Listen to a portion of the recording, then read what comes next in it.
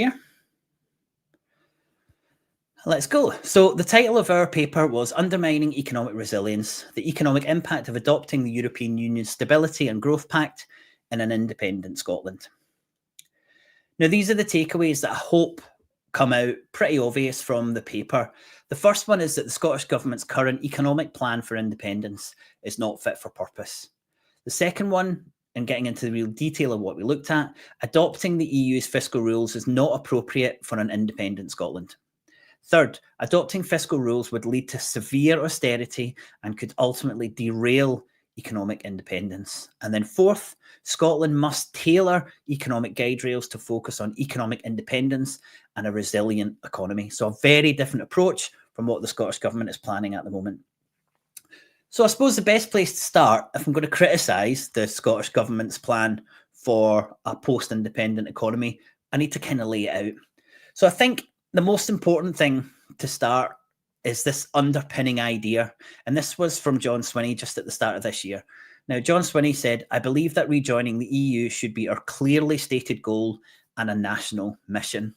So I think this underpins everything that's been happening probably since we lost the referendum in 2014, certainly through the Brexit period and certainly since the Brexit period. So that's 3 administrations I think are all as Eurocentric as each other. But this is what underpins the whole economic framework and journey, is this idea that at some point we've got to rejoin the EU. And that's absolutely crucial. And I'll go into detail why. Again, the plan, this is what I've pieced together from publications, from comments from senior SNP officials. I'm pretty sure they'd be about 90% comfortable with this kind of plan. Now, you can pick it apart a little bit, but I want to just show you where I think we are. Let's say there's a yes vote in 2030. It'd probably take about 5 years. It's about the length of the Brexit negotiations to get to Independence Day. And on Independence Day, we're going to use sterling. So let's say we're using sterling, which is the English currency, for 2 years. That takes us to 2037. And then 2 years later, we start using the Scottish pound or the Scottish currency. We use that for 3 years, and then we're able to apply for the EU, because you've got to kind of show to the EU your economy is complying and that you're able to manage your economy in the way that the European Union would want you to. So you apply for membership in 2040. Let's say it's super fast and takes a couple of years. We're a member after 2 years. And then after 3 years of using their own currency, we move to the euro. Now, I'd like to hear what people think of that as a plan, but also if you think I've got the right, if I've picked up the right things from the Scottish Government, because they've done quite a lot of work in individual areas, but they've never really put this clear framework in place. And certainly they've never been as brave as to put any kind of dates on it. But I think that's where we are. But the point I really want to draw your attention to is at the bottom of this slide, which is the convergence with the EU economy. Right from the day after, once the hangover is shifted, the Scottish economy has to start converging with the EU economy. Right at the start, if our end destination is a member of the EU. So all we've really done in this paper, and as I said, I really hope this starts people asking the same question, is what happens in the period after winning independence and before we become a member of the EU? What impact does convergence have on Scotland's economy? It's a fairly simple question to ask. We've got this end direction, we're independent. What impact does convergence have? And I don't think this has been answered to any degree in the current economic papers or by anyone in the Scottish Government. We hope we can change that. So within Building a New Scotland, there's a really important phrase, and it says, economic independence will allow the Scottish Government to tailor policy to Scotland's needs, build greater equality and well-being, and become more resilient. Now, I'm sure anyone or everyone who's watching will say absolutely, but the really important point for me is this idea of tailoring policy. And straight away, you can kind of think, well, if you want to tailor policy, let's say you did want fiscal rules, why would you adopt the fiscal rules from the Eurozone? Surely you would just create your own fiscal rules. That's if you needed or wanted fiscal rules. But it's interesting, the papers say tailoring, but the actions say converging and copying. So I'm going to go into that in a bit more detail.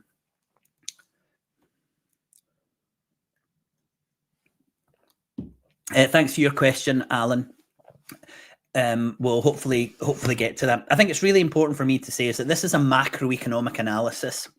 And what I don't want to get into too many specifics about certain parts of the economy because they don't really have a substantial or a significant impact in how the tool that we've used for this report, which is the sectorial balances, which show the difference between the government spending, private sector spending, consumption, and the foreign sector. So I'll probably brush over some of these really if they're quite, kind of macro, although they're important areas when we go through the questions. So let's take a step back. 2030 to 2045, the Scottish economy has got to converge with the EU economy. So I've picked up 5 things that means. Now, there's probably about 20. I think these are certainly 5 of the most important, but they're certainly not all of them. So the top one, interest rates must be at the same or similar rates as the European Central Bank. So if Scotland's got an economy and it's wanted to converge to the EU, interest rates need to be about the same. Now, that's really hard if the Bank of England is setting those rates. So that instantly causes a problem. And you'll see that period from when we're using sterling to when we move to our own currency. The interest rates at the European Central Bank at the moment are 2%. The Bank of England's is 4%. So you'll see there's a huge difference at the moment between rates. But that's what we would have to start doing. We'd have to start converging to an interest rate that was similar to the European Central Bank. Once we've got our own currency, we'd have to run a soft or a hard peg with the euro. Now, this means that we're going to need significant foreign exchange reserves to back or defend the Scottish currency because we're not letting it float freely. We've got to maintain a price level against the euro. Now, you've got to keep inflation similar to what it is in Scotland as it is in the Eurozone. Now, this means, without a shadow of a doubt, higher unemployment than necessary, because we all know that that inflation is used as a way to counter the amount of employment in the economy. So it means higher unemployment. The fourth thing is that we must be open up to EU exports and investment from the Eurozone. Now, at the moment, 11.5 billion net income flows out of Scotland every year. It's around about 5% of our GDP goes back to foreigners who've already invested in Scotland.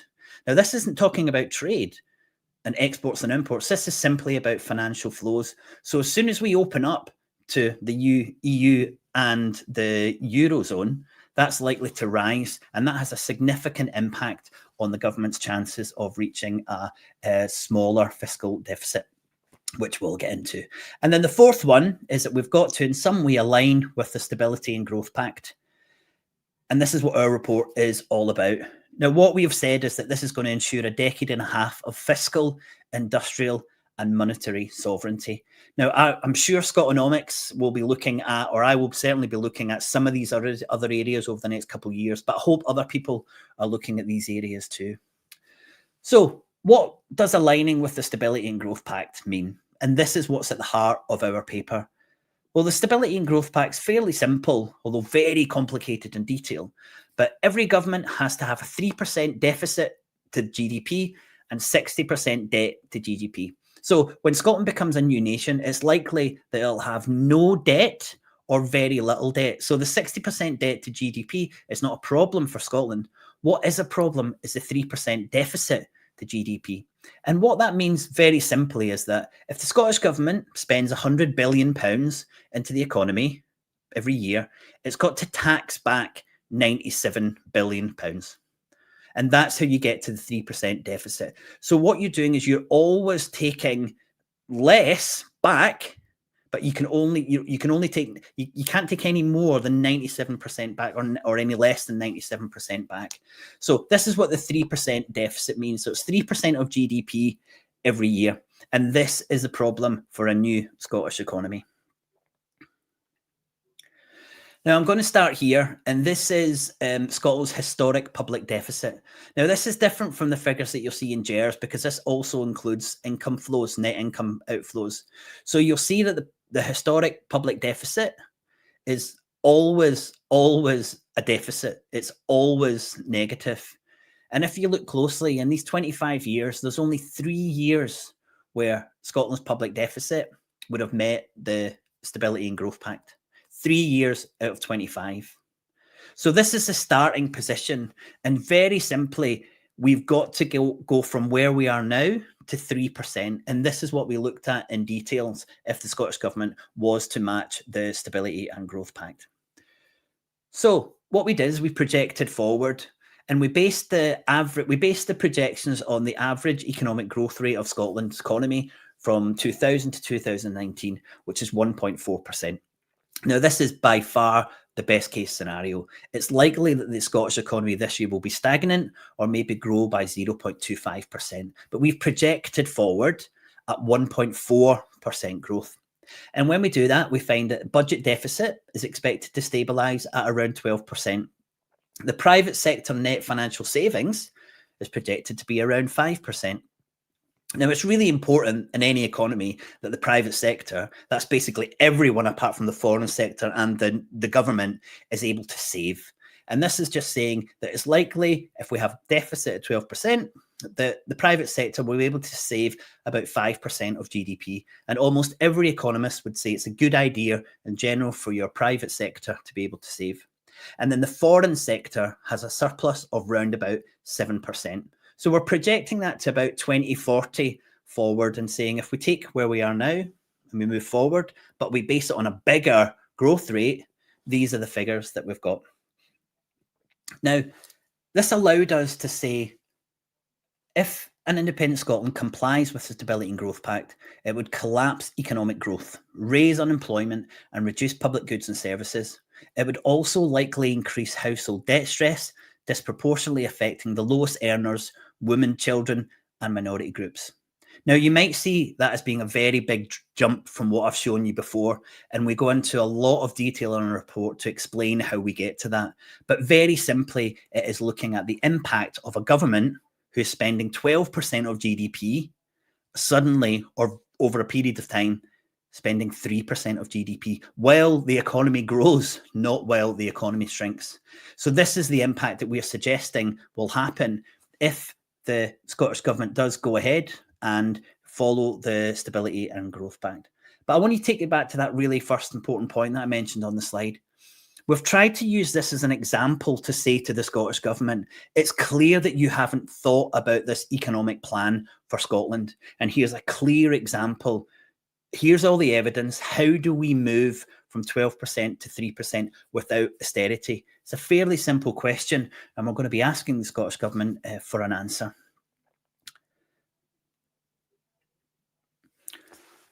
So we looked at in a bit more detail in the paper, and again, we thought, right, let's start with the best case scenario. Scotland's economy grows for the next 15 years at 1.4%. How do we get to this 3% from the 12% that we are now? And we decided to come up with 4 pathways. So you'll see them there. Pathway one is that it takes us 3 years and we get to that 3%. Now, that would mean a 12.5% reduction in government spending every year for 3 years to get to that level. Pathway 2, 5 years, 7.5%, and then 3 and 4.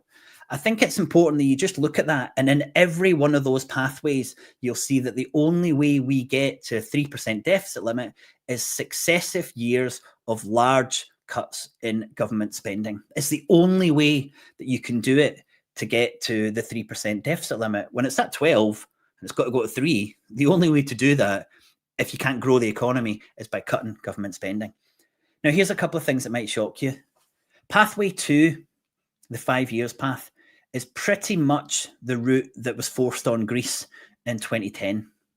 Now, we all know the problems that the Greek economy went through, but even now, the World Bank said that the economy in 2024 in Greece was 77% of the size that it is now. So 25 years later, it's still 25% smaller than it was, a huge reduction in GDP because of austerity. Now, the best pathway, and this is probably a more important point, the best pathway that takes us 15 years, and that's a very long time if we're thinking about converging with the UK economy and having the euro. The best pathway is pretty much what happened to the UK during the 2010 to 2015 austerity years. And as you may remember, we've had people on our show before who spoke about the 300,000 deaths caused by austerity in the UK over that period. So even the best, slowest pathway is still a huge and potentially devastating amount of austerity for Scotland. So our best case scenario is summing up here. The non-government sector, that's me and you and everyone that you know, must shrink by approximately 2% GDP every year for 15 years to meet those rules. This is severe austerity. Converging with the EU would kill Scotland's wellbeing economy before it can even get going. So I'm expecting some of you might be watching this thinking, how can this be the case? Surely you've got everything wrong. And I want to have the opportunity to answer some of your questions. And here's 3 things that I'm sure will come up. And these are from the comments we've had. But Scotland doesn't have a deficit, William. What are you talking about? But GERS, if you've used that, is useless. It's just a terrible place to start. But surely if the economy grows, we just solve all of this. So those are 3 things that I'm going to cover if you don't. But we've got answers for all of that. And actually, if you look at the paper, there's another one that says, well, if we just attract loads of foreign direct investment, which is the plan, maybe that'll work. Okay, so we'll come back to that in the questions. So finishing up, our main conclusion that we drew from this 18 months of work and this 23-page, but going to 29, including the macroeconomic model that we've designed, was that the Scottish Government must focus on economic resilience. This means starting with a clean slate and tailoring our economic institutions. This idea that we have to converge really has to be challenged. And certainly the idea that we have to adopt the Stability and Growth Pact before we're even a member has got to be challenged directly this year.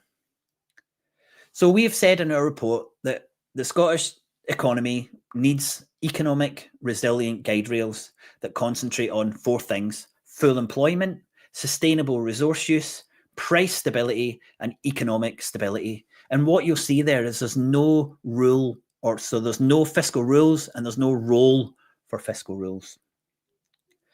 And this is a question that I want everyone to ask. And this is what we've started, hopefully, this big conversation with the Scottish Government and with the Scottish public. What happens in the period after winning independence and before we become a member of the EU? What impact does convergence have on Scotland's economy? Please do read this paper, digest it and share it, because we're starting to challenge these assumptions that just simply joining the EU will make everything fantastic. And the main thing we've challenged is this idea of aligning to the Stability and Growth Pact before we're independent. Now, this is a really big report. It's got 2 main sections. Next week, we're going to come back and I'm going to talk to you about the economic framework that we've used, which is called sectorial balances. Now, this is the first time that anyone has ever created Scotland's sectorial balances. I've got them up on screen now and they're in our report, but I'm going to go into detail about what they are, what they tell us about the economy, and why I think they've got to be published next year alongside GERS. Okay, well, I know that was a lot of information to throw at you all, so I'll give you a little bit of time to digest this, and I'm going to remove that, and I can bring any of these slides back on if you want me to. But Karen, if you're ready, I'll bring you on screen. Hello, how are you doing? I'm good, yes, yeah. I note today that we're still seeing inflation despite the monetary policy of the Bank of England. That monetary policy still doesn't appear to be working. Yeah. But we're not surprised about that. Why are we not surprised by that, eh? I have lots of questions, despite the fact that I've really just read the executive summary and a little bit more than that as well. So, and I want to say to our listeners, I want to be very clear about this before we start. Both you and I are not anti-EU. I would love to have my EU passport again and be able to go and live in the Netherlands for a couple of years, live in Germany for a couple of years. You know, I'd like to be able to do those things, but we're not a fan of the rules over deficits from the EU, and we think that they should change them. And I'm sure that Dirk Ehnts is probably busy trying to convince people that they need to think about that as well, now that he's working within the EU Parliament. So my first question is at the start of the executive summary. So it says here on the 4th bullet point, Scotland has experienced relatively low levels of public spending and investment over several decades compared to similar European countries. I mean, I would say that's probably been going on more than several decades, judging by having lived in another European country. And obviously you did as well. You lived in Spain, I lived in the Netherlands. And, you know, really that was a big moment where you go, oh yeah, this is how it should be. So what's your feeling about that? Do you think it's been more than a couple of decades? Do you think it's been longer than a couple of decades? Well, I mean, and because it's a report that will hopefully be in an academic journal, it's evidence-based. So that was a direct quote from work that was done by Mariana Mazzucato and Laurie McFarlane. So that was a direct quote. But yeah, there's a wonderful quote from Danny Dorling, who says that, you know, in the 1970s, our investment was lower than Spain, you know, who'd just come out of being in a dictatorship. And in the 1990s, our infrastructural investment was lower than Greece. So this has been happening for a long time, and we can see it. And I think the more that people travel in Europe, they see it. You know, I watched the Tour de France and the Vuelta in Spain and the Giro, and it just goes through these beautiful towns, and you can see all the wonderful architecture and all the new buildings on these great roads. And you think, watch the Tour of Britain, and you'll see how completely different that is. So yeah, absolutely. Yeah, I mean, I can't help but feel that the establishment who were pro-Brexit didn't probably like people like you and I seeing how well functioning these other countries were, and possibly the country that we're from is maybe not functioning in the way it should be. I wanted to ask you about what are sectoral balances. So can you explain that? Yeah, well, we've got a full show on that next week, but very, very simply, as simply as I can. And what I'll do, I'll bring up the slides again, so you can see Scotland's sectorial balances. I don't want to go into this in too much detail, but this is a macroeconomic view of our economy, and it's an accounting identity, which means that the economist is not making anything up. It's not about ideology, or it's not about economic opinion. Basically, what this says is, if you look at an economy, every financial transaction has to balance. And when you take a step back, there's only three sectors of your economy. There's the foreign sector, there's the private domestic sector, and then there's the government sector.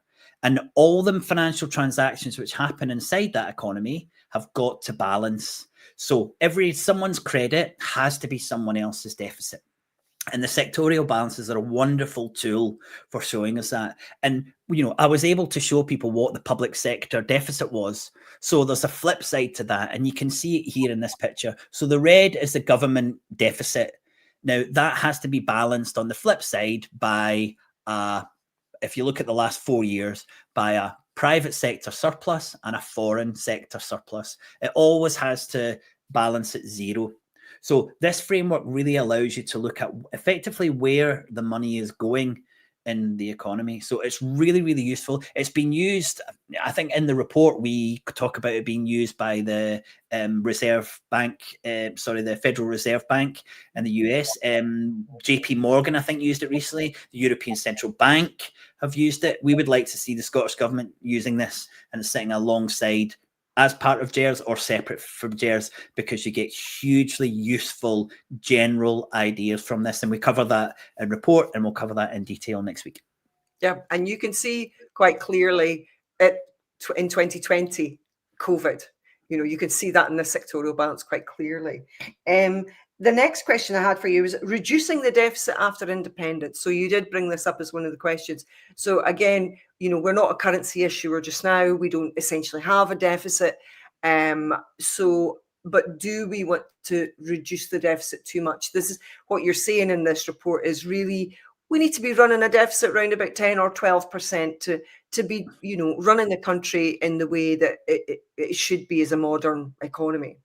Yeah. You know, you look at the historic level, and and projecting forward with that growth rate, it's about 12%. And that was just basically saying 12% would keep us kind of where we are in terms of the sectorial balances. But man, could we spend that amount of deficit better? Right, you know, giving perhaps 2% of that to people who are earning interest on bonds, spending 1% of that on defence, absolutely. But what's really important to say is that we're not suggesting in any way that you look at that deficit and you think, well, brilliant, as soon as Scotland's independent, we can cut government spending by 20 billion. that doesn't work, and we can use the framework of sectorial balances to show people exactly why.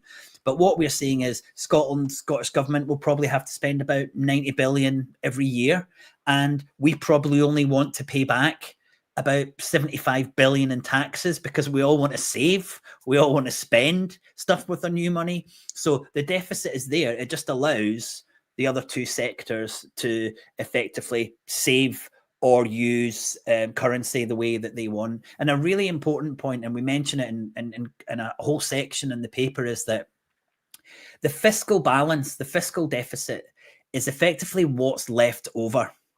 So it's something that's exogenous to the government. It can't control it. If the foreign sector is pulling 7% out of the economy and we want people to save, or people save 5% of GDP, then that deficit of 12% has to be met by the government.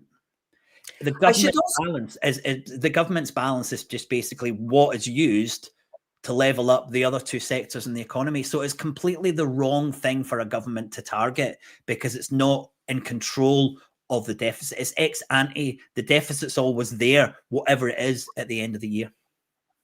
Yeah, I mean, I should also clarify as well that for people like me who I've recently had savings, actually since COVID, it's when I've recently actually had a little bit more savings, because I am a very much a paid up member of the precariat, and for a long time, I didn't have any savings. But your deficit is also the money that's sitting in people's bank accounts that they're using month to month as well. So that's also part of the deficit. So just to make clear to people who are in that position that, if you don't have savings, still the money that you're using is the deficit as well. Yeah, so it's all the money that's in the economy that the government spent that hasn't been taxed back yet. So that's what the deficit is, and that's why it's so important that we realize that, of course, we need a deficit. The natural position for a government is to be into deficit. If the government spends 100 billion and then taxes 100 billion back, no one's got any money. That's not how economies work. That's what the deficit is. The deficit is just simply the difference between what it's spent and what it's taxed back. And that's really important because people are already looking at this and saying Scotland will be skint and it'll need a huge public. And we're saying, well, that absolutely will, but that's not a problem. And this is where the big educational piece around modern monetary theory and explaining to people what a deficit is and where it comes from is really important. And although that's not a big part of this report, I don't even think we mention modern monetary theory in the report. I have to double check it, but if we do, it's maybe once. But I don't think we mention it at all, because this isn't really about MMT. It's just showing what would the impact be of a government moving from 3% fiscal deficit to 12%. And I think that's really important for people who might be like, well, this is an MMT thing. It's completely not. It's a macroeconomic analysis of the economy that shows the impact of austerity and moving from a 12% GDP government expenditure to 3%. Now, the other question I've got for you, I've got quite a few. Foreign direct investment, did you look at the outflows? Did you have more information on this at the end of the report? Yeah, there's a wonderful bit of work that was done. I think it was last done in 2021 by the Scottish government, and they collected the figures, and we've got that chart in the report. And that 11.5 billion every year is an average amount, and you can actually see where that goes. And you can see, and this is a bit of work that I'm really going to try and do before Christmas, but this is fascinating, Kieran. You can see how much money effectively comes from Westminster into Scotland and then immediately leaves back to our UK. So when we're looking at this deficit that we've got, it might be that some of that actually goes back to whence it came. If you look at the deficit, so it might actually only be a nominal deficit that we've got at the moment as part of the UK that's a little bit smaller than that, but that doesn't impact, again, the difference between the sectorial balances. But that's in there, and it's one of the areas we looked at, because we said in the paper, well, what happens if we increase loads more foreign direct investment? Is this the way that we solve our problem? And when you take the sectorial balances approach, all that does mean is that you're paying more. The foreign sector surplus is higher, which means the government deficit has to be higher, assuming the private sector stays the same. So it's definitely not a way of making the balance is better, although GDP might rise slightly because of what's done with that investment, but not enough to make any significant difference. So we do mention that. I'm actually going to bring in a question from Hashbury. Actually, there's a few questions I'm going to bring in, and I'm going to cover these very briefly.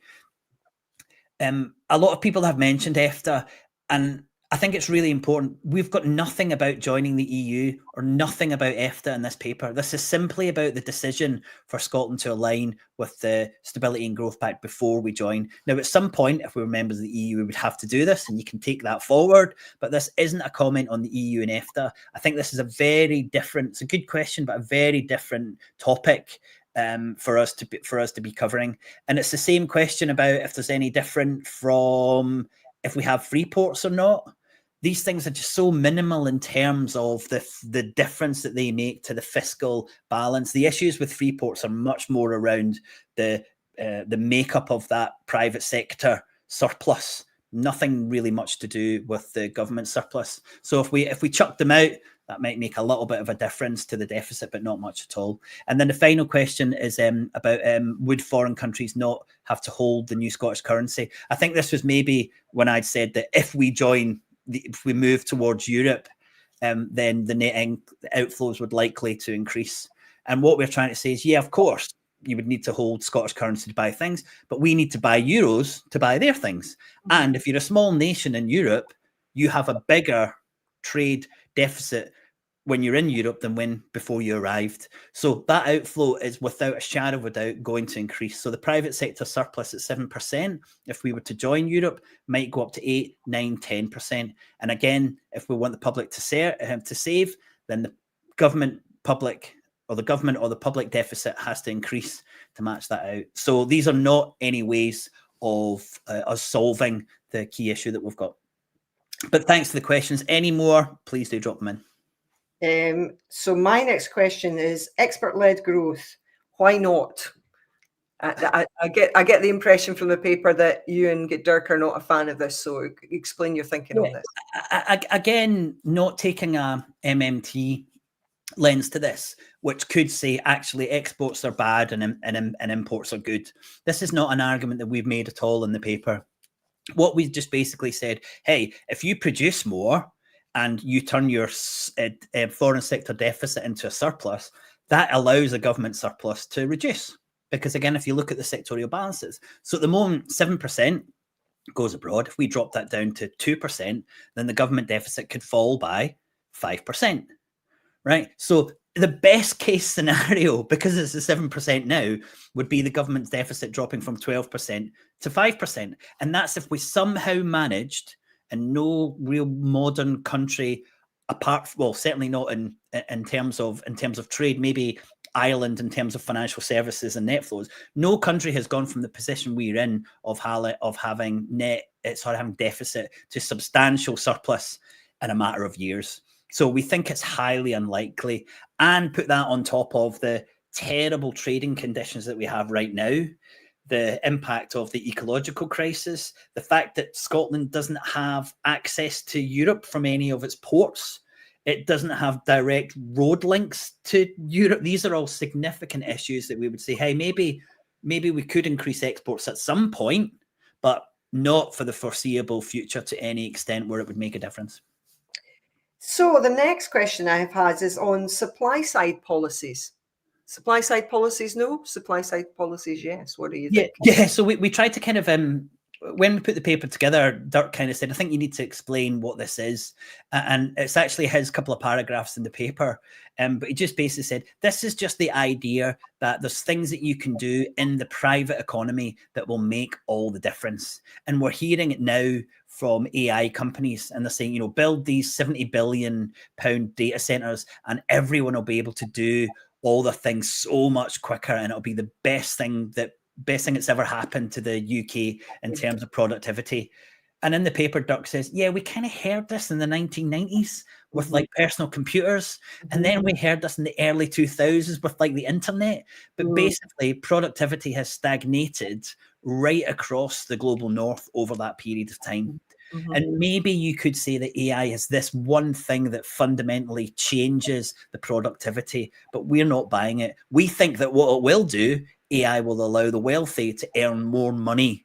The idea that this is a technology that's going to allow all people like us to work less, to be able to do things much more efficiently and take the day off, there's just absolutely no evidence for that. And then this also leads on to these ideas that are fairly kind of conservative or neoclassical, and the kind of Kate Forbes ideas that we just need to be more entrepreneurial and more innovative, and all these ways will improve everything. And we see in the report that probably if you bring these in, they're likely to redistribute the amount of income that the private sector has, but it's not going to expand your economy to any position where you can avoid the problem, which is this need for the government to reduce the government spending. So I'm afraid there's no great news in terms of supply side issues or policies as well. Yeah, I mean, I would have thought that the obvious thing in the northern sector of the globe is that we have an aging population in most of the northern countries. So, of course, productivity is going to go down in those countries. Yeah. That's complete sense.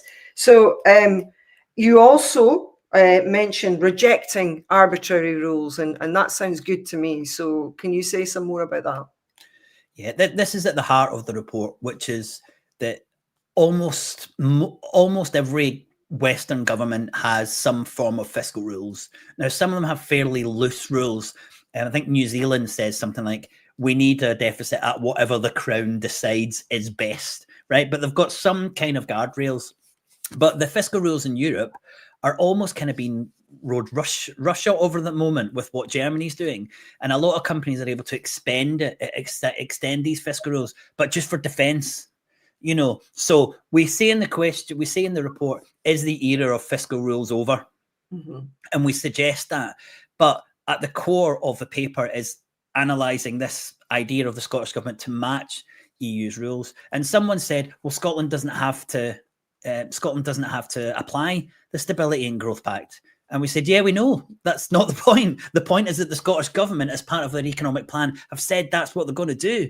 And that's what they need to challenge. So when Scotland sets up its economy, and we've got a big, I think the final couple of pages, and I'm really proud of this, is saying, actually, when we become independent, these are what our economic guide rails are. And as I showed you, it's resilience, sustainable resource use, price stability, and full employment. That's what you focus on. And this is based on a concept called functional finance, which is kind of, you can trace back to Keynes, and then it was developed by Abba Lerner, and it frames part of underpins modern monetary theory in terms of its suggestions on how you run our economy, is to think about it in these things.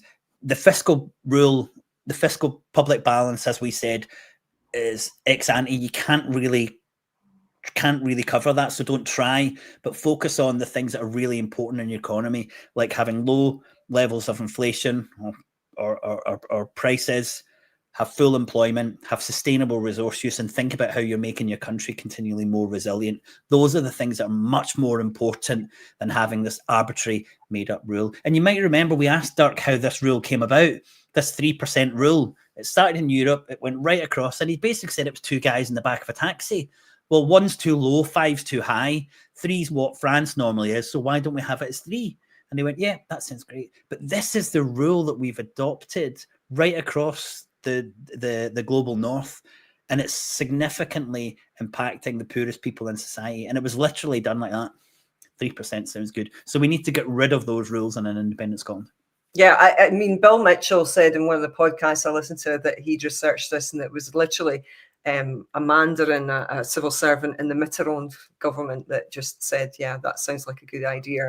and lots of people have suffered because of that very influential person. I mean, the other example, of course, is the escape clause, that the EU adopted also during COVID.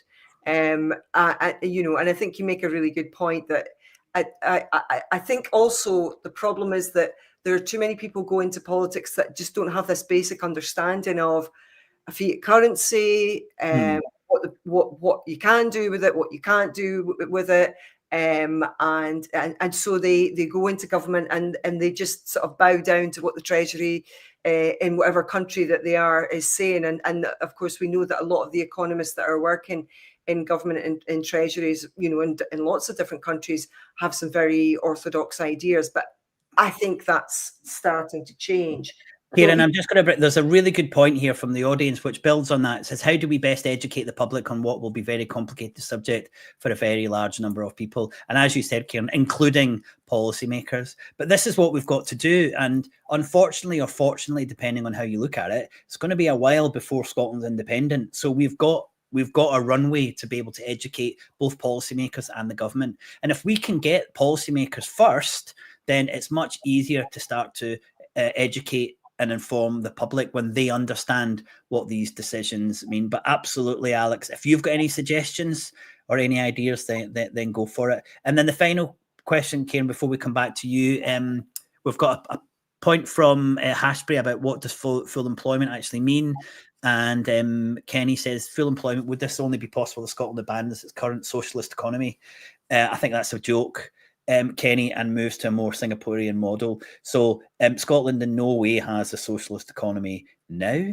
It would be certainly my idea that we move much towards that. But full employment means anyone who wants a job has a job. So most people are employed by the government sector in proper full-time jobs, or they're employed in the private sector. But there's a whole hunk of cheap people who can't get a decent job, who are unemployed. And full employment means making sure that all of those people have a dignified, well-paid job. And that's the role of government, the fundamental role of government. And it was through the 30s, 40s, 50s, 60s, and the 70s, and we've completely forgot that. And we can see the huge issues in our economy and our society because the government doesn't think it's its job to make sure that everyone has a job. And I do, Kieran does, and most MMT people agree with that. So full employment means a job for everyone because labour's not working. And, we really need to change that.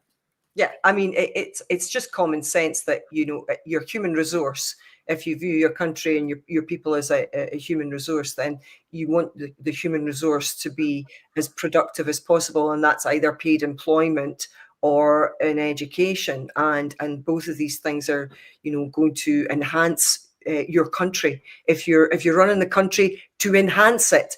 And I would say that some governments are not really doing that. It's a really important point before we move on, but it's not the private sector's job to give everyone a job. Mm-hmm. It's their job to make money, to make a profit, make a sustainable profit for them. They see jobs as a cost. If they can do some work without giving someone a job or having the cost, they will do it. Mm-hmm. So if you want people to have a job, you've got to offer them the job. And that's the final point I wanted to say about full employment, is that there will be people who are unable or unwilling to work, but a job guarantee says there is a job here for you if you want it. That's how we move towards to full employment. Yeah, and I think also as well, I mean, I feel that the unions are not everywhere that they need to be. Certainly I noticed the difference when I came back to Scotland as well. And I think a job guarantee really gives the kick up the backside to the private sector to say, if you're not employing people at a rate where they're going to have a decent lifestyle, they're going to join in the economy in other places, like going out to restaurants and doing things in the economy, then if you're keeping people in a situation where they're literally just surviving, that's not good enough. We need our citizens to have more than that. And we believe that's the case, because otherwise other parts of our economy are not going to work, and our economy is going to be threadbare in lots of sectors. So I think a job guarantee also is going to enhance lots of different sectors and make it work. But the next thing I wanted to ask you about was, you also say at the bottom, the Scottish Government need to maintain sectorial balance statistics. So they're not doing this right now. No. There's the US maintains balances, and I think you can go onto the St. Louis Fed, and I think you can look for sectorial balances for other countries. And Modern Money Lab in Australia collects sectorial balances, and there may be some countries that do it, but we are pushing and advocating that Scotland releases its sectorial balances. And I think there's a good chance that that might happen. Okay, that sounds promising. So historic deficit, you mentioned historic deficit, but again, you know, I'm reluctant to own up to that when I feel that actually we haven't had enough currency spent in Scotland. So what do you mean by historic deficit? Yeah, so, you know, it's a very technical term. A public sector deficit is the amount of money that's spent in or on Scotland's behalf, which is an important point, and how much is paid back in tax. And when you look at the figures in GERS, that shows that much more is spent. The government spends more than it collects. And that's the Scottish deficit. That's the Scottish public deficit. Now, that Scottish public deficit comes from three different types of spending. It comes from your local authority spending. It comes from your subnational government, which is Holyrood, and it comes from Westminster. And those three levels, they all spend, they all contribute to the public deficit, and then we pay taxes to local council, Scotland, and Westminster. And there's always a different, or there has been in that historical sectorial balances of round about 12%. And that's the difference. So it's a very technical term. And yet I would agree completely, it's not enough. We're not spending enough money into our economy. However, if we're spending a lot of that money and it's disappearing abroad, then maybe we are spending enough money. But the problem is that the money is leaving the Scottish private sector and showing up as a surplus in the foreign sector. And for me, that's one of the big insights that's come out of this analysis of sectorial balances, that the problem is that the Scottish government are too good encouraging foreign direct investment, and there's too many countries in Scotland that are headquartered and sending profits to other places, including England. And this is what the government needs to address if it wants to be much more resilient and preparing us for a better economy once we're independent, but crucially, a better economy, much more focused on community wealth building now. Yeah, absolutely. I couldn't agree more.